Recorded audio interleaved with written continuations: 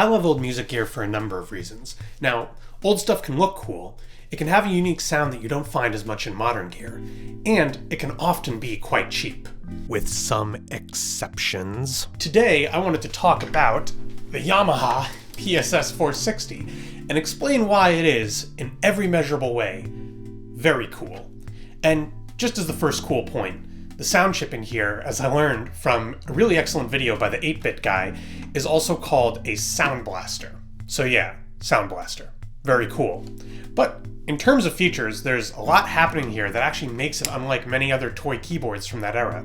So let's dive in. So our second cool point is going to be the default instrument sounds. Now they don't sound like the real thing, but they've got an endearing kind of lo-fi retro quality.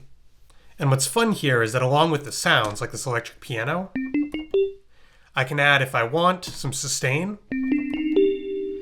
vibrato, verses, and the stereo symphonic button, which adds kind of like a room reverb. So here it is without, here it is with. You can hear the difference.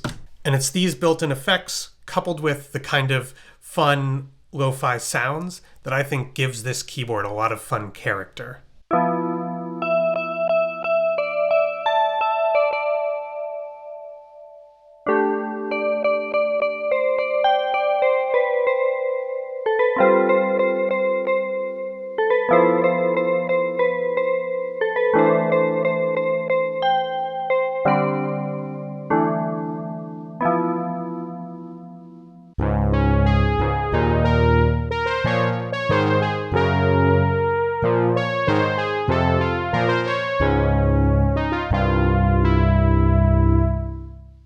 And here's our third cool point, these sliders. Now, sliders are of course fun on their own, but the nice bonus feature is that not only are these sliders, but they actually do something.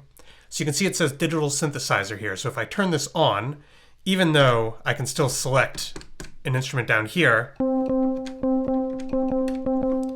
these buttons aren't doing anything. Now, what this does is it lets us control parameters of the sound, which on these older toy keyboards is actually a pretty unusual thing to see.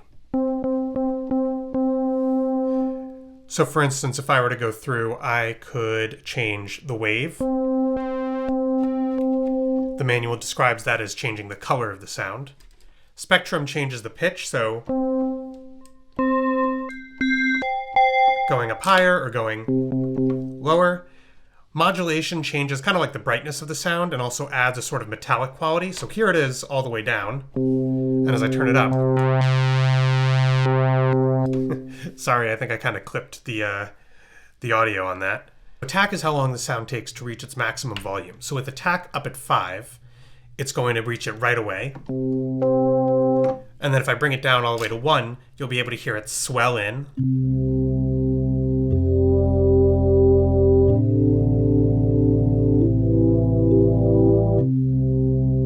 Now decay is how long the sound takes to go from its maximum volume back down. So with decay at 1, I can just hold that for as long as I want to, but if I turn it all the way up, you get more of a pluck. It almost sounds like a guitar.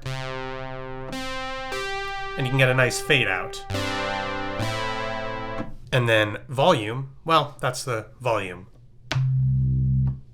Maximum volume. Unmaximum volume. So these are really fun. It doesn't really compare to the sound sculpting you might get on a modern high-end synthesizer, but this isn't a modern high-end synthesizer.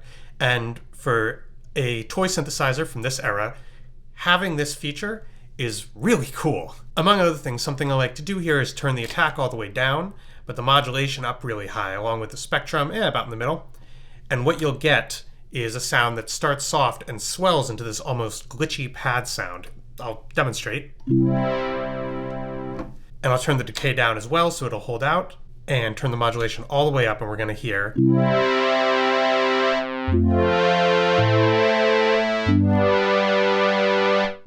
And just to add more to the fun, sustain, vibrato, we can get those on here as well, and now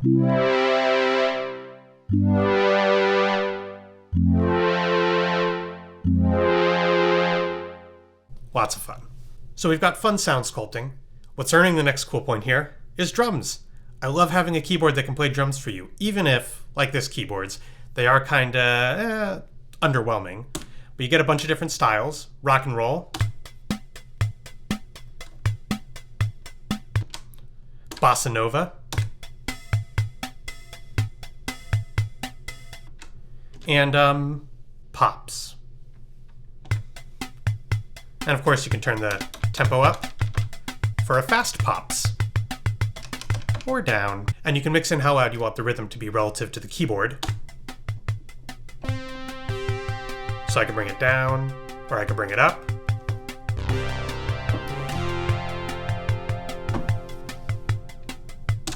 Along with the drums, just to add to the things the keyboard can do for you, is you can also have it play bass while you're playing the drums. So if I set this little slider here to fingered or to single finger, I'll actually put it on there, and I start playing a drum pattern, and I hit a note starting from this F or lower, instead of the regular sound that I've selected here, you're going to hear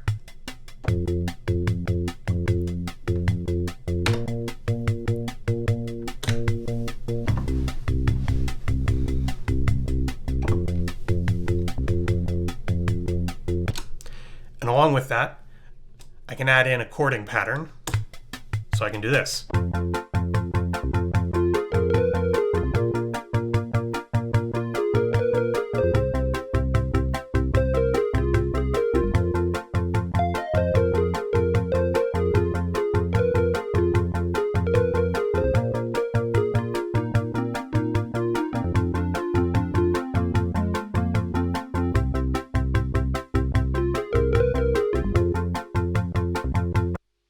So for those keeping score at home, the PSS-460 has like, I don't know, 3 billion cool points, something like that. I lost count. It's not a perfect piece of gear. I mean, nothing is, but I do have some gripes. The keys don't really feel that great, and I always struggle a bit with these mini keys. The drum sounds aren't really amazing, and the build quality might not be durable enough for taking on any intense tours, but there's more than enough there for fun and fulfilling music making. And on that topic, I want us to close off with a song I made, all the instrumentals done entirely on the PSS-460, and no external effects added. I did some mixing in Audacity, but that's it. Before we do that though, I wanted to give some advice on buying these old toy keyboards. Now, you can find them on eBay, you can find them on Reverb. Often the prices are going to be a little bit higher than I think you should really pay. The places that I would suggest you look first are local buy-sell groups like Facebook Marketplace, Craigslist, stuff like that. Also check out, Goodwill or other similar thrift stores. When I looked these up, I saw one that was going for I think $200 on Reverb, but then there was another one that was $60 with local pickup. And just speaking from personal experience, when I've checked like local listings, I've seen keyboards like this and other old Yamaha and Casio keyboards listed for like $50 and below. Your mileage may vary depending on where you live, but if you want to get a toy keyboard like this and you want to secure a really good deal, local listings are the place that I would recommend you look first. And honestly, that's true for most other things as well. With that, I want to thank you for watching and listening.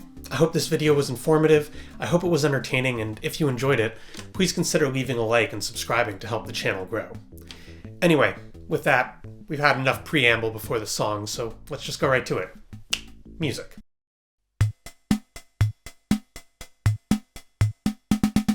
I've been thinking through the myriad of varied ways to communicate the simple things I've got to say. A telegram or yelling loud, write a book and sell it out. 20 pages, then I'm through, that's all I've got to say to you. Page 1, our hero takes the scene. They're just like you and just like me, they're flawed, they're broken and they're shattered on the ground.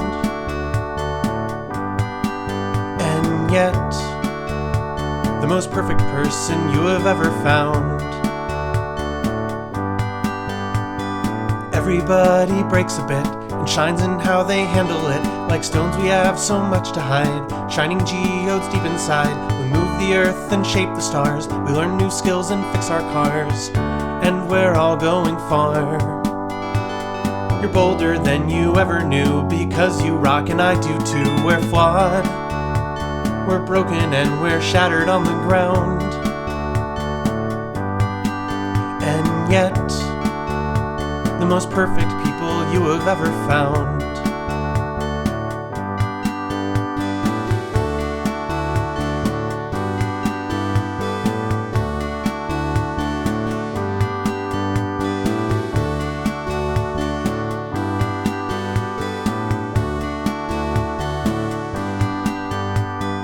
flawed, we're shattered and we're broken on the ground.